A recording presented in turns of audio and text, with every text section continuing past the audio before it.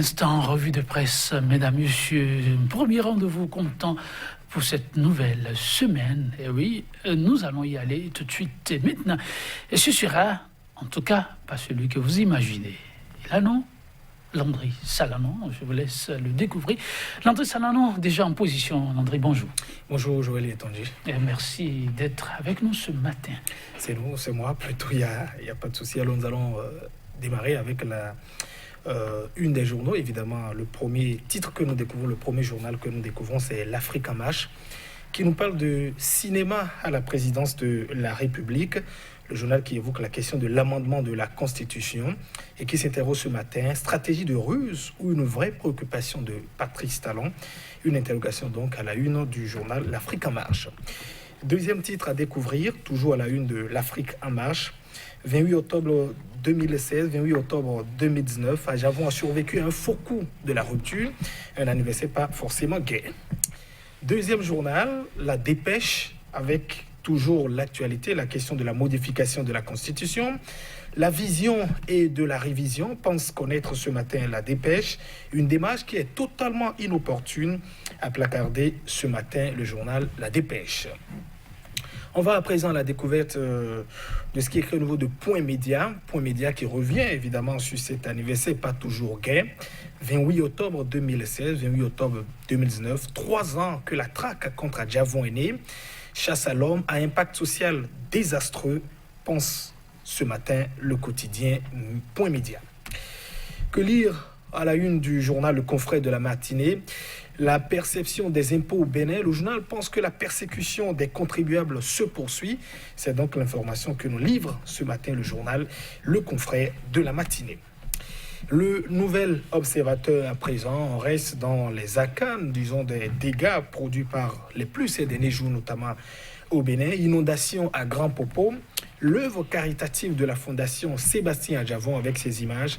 La Fondation qui est donc allée au chevet des personnes sinistrées avec, disons, des bidons d'huile, du riz également, beaucoup de savon. Et puis, au niveau du journal Matin Libre à présent, Fishball Convention de l'ambassade des États-Unis, Ricky Amadougou inspire les jeunes leaders. Ricky Amadougou qui jeudi dernier c'était donc au Bénin pour s'entretenir avec certains jeunes. Et puis cette information aussi à découvrir à la une du journal Nasiara, en bas de une, sécurité publique, désertion de plusieurs agents de la police républicaine. C'est en tout cas ce que nous livre donc ce matin le journal Nasiara. Joël et Tony, voilà donc les quelques informations qu'on peut retenir, disons à la une des journaux qui ne sont pas venus ce matin. Merci à vous. Nous allons démarrer là où vous avez commencé avec Afrique en marche. Mais là, je vous laisse choisir un titre que vous aurez avec l'Afrique en marche à développer avec nos téléspectateurs. Oui, évidemment, vous savez, la question d'actualité aujourd'hui qui retient les attentions, c'est la remise de ce rapport officiel au président Patrice Talon. C'était donc vendredi dernier par le comité d'experts, 9 experts commis donc à cet effet. Le journal a cru simplement comprendre que c'était simplement du cinéma à la présidence de la République. Et le quotidien qui s'interroge, c'était une fois encore la question de ruse ou bien une vraie préoccupation de Patrice Talon. Le journal qui rappelle que le chef de l'État lui-même qui, disons après le premier camouflet connu le 4 avril 2017, avait dit au cours d'une émission que, en tout cas pour moi, c'est une question définitivement rangée, je n'en reviens plus. On a vu en 2018, il est revenu sur la question, bon, pas lui directement, notamment le Parlement, la prise en considération qui est passée, et puis la deuxième étape qui n'a donc pas pu franchir, minorité de blocage qui existait, et puis rebelote de voilà, jamais 203 peut-on, et sommes-nous donc tentés de dire, donc, qui revient pour une troisième fois en disant, évidemment, voilà, il faut réviser la question, disons la révision de la Constitution, alors même qu'on était parti sur une certaine base, c'est-à-dire comment sortir, comment trouver des solutions à la crise que nous avons traversée, que vient chercher la question de la révision de la Constitution. Cette question du journal, est-ce une stratégie de ruse ou bien une vraie préoccupation de Talon? Le journal qui conclut qu'il y avait simplement du cinéma à la présidence le vendredi dernier, Joël et Tony. Alors, de l'Afrique en marche, nous allons vers La Dépêche. Et là, oui, La Dépêche qui reste toujours collée à cette actualité, la modification de la Constitution, le journal qui croit connaître la vision de la révision. Le journal qui estime que la démarche est totalement inopportune. Je le disais il y a un instant, je l'ai dit, au sorti de ce dialogue, notamment pour les différentes recommandations qui ont été donc faites, il était question de proposer, notamment sur les questions qu'ils ont qualifiées donc de points de discorde ou bien de demandes particulières. Il s'agissait donc de proposer disons des solutions pour apaiser le climat social. Alors le journal se pose une question. Que vient chercher par exemple la question de l'aliment des mandats? Que vient chercher la question du parrainage? Est-ce que ce sont des mesures qui vont donc apaiser j'allais dire, le climat social que nous traversons actuellement au Bénin? La dépêche pense que la démarche aujourd'hui est totalement inopportune. Et je dis, j'irai même un peu loin pour ajouter que Joël est étonné. Vous savez, que quand nous avons entendu le chef de l'État, nous l'avons écouté, qui manifestait, j'allais dire visiblement, une certaine aversion. Et lui-même l'a dit, pour les questions de révision, on le comprend, un premier échec, un deuxième échec, pour une troisième tentative, est-ce que ce sera évidemment la bonne? Et le chef d'État qui donnait cette assurance en disant, mais on doit tout faire pour préserver quand même, disons, certaines options fondamentales, telles que les deux mandats qu'on ne doit donc pas violer. Mais je voudrais quand même rappeler que la Constitution nous cite 3 options fondamentales, et la Cour constitutionnelle, dans une jurisprudence constante, en a ajouté donc 3 autres, c'est-à-dire au-delà de la question du mandat, nous avons le régime présidentiel et aussi la question de l'âge, par exemple.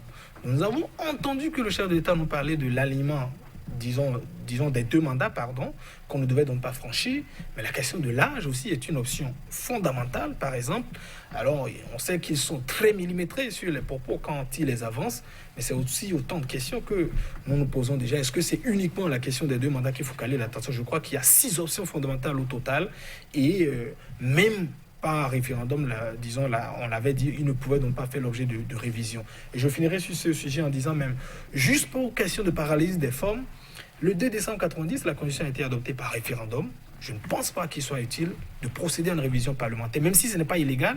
On ne parle pas le débat ne se fait pas sur la question de la légalité, de la légitimité. Je pense que pour paralyser des formes, il faut aussi interroger le peuple, surtout quand on veut toucher à ces 2 points tels que la question, par exemple, disons, de parrainage. Vous savez, on aura recours à la modification du régime, peut-être aller à un régime semi-présidentiel. Donc, je pense qu'il y a assez d'options fondamentales où il faut impérativement, interroger le peuple.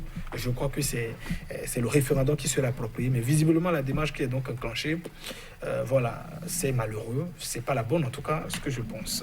Oui, de la dépêche, nous faisons un grand saut là vers Matin Libre qui a choisi en manchette tout autre sujet.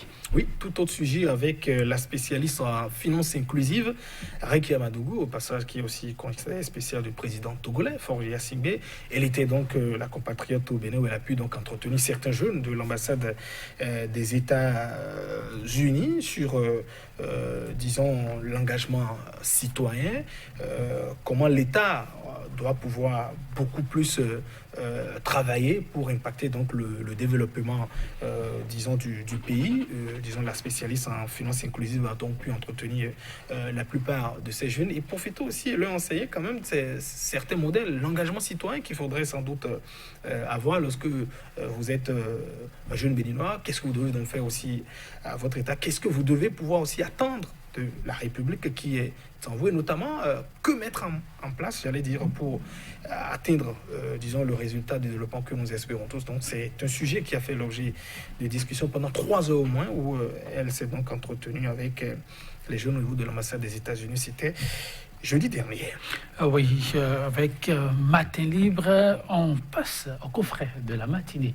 Oui, le coffret de la matinée qui revient tout de même sur un sujet très sensible. Vous savez, on ne peut pas développer un État sans la question de l'économie. Qui sont ceux qui font l'économie? Ce sont les hommes d'affaires, évidemment, qu'il faut donc, entre guillemets, chouchouter.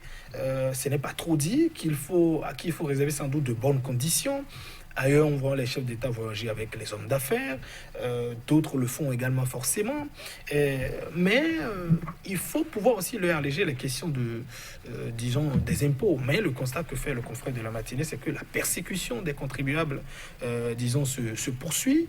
Vous savez que vous avez plusieurs entreprises qui contribuent donc quand même disons, à l'économie du pays, mais quand les impôts commencent donc à les asphyxier, voilà, ils commencent notamment à se plaindre. Et ça a été toujours, notamment, disons, certains plaignent par exemple des avocats qui parlent donc d'un taux très élevé d'imposition, par exemple. Vous avez d'autres entrepreneurs qui se plaignent toujours de la question quand il n'y a pas des affaires et que vous êtes donc appelé chaque fois à payer des impôts, voilà, ça ne soulage toujours pas et vous n'avez pas la possibilité, soit vous mettez la clé sous le paillasson, voilà, ou bien vous ne faites plus rien, on dira que vous êtes donc un débiteur. Je crois que l'information figure à la une du confrère de la matinée qui pense que la persécution des contribuables se poursuit toujours en République du Bénin.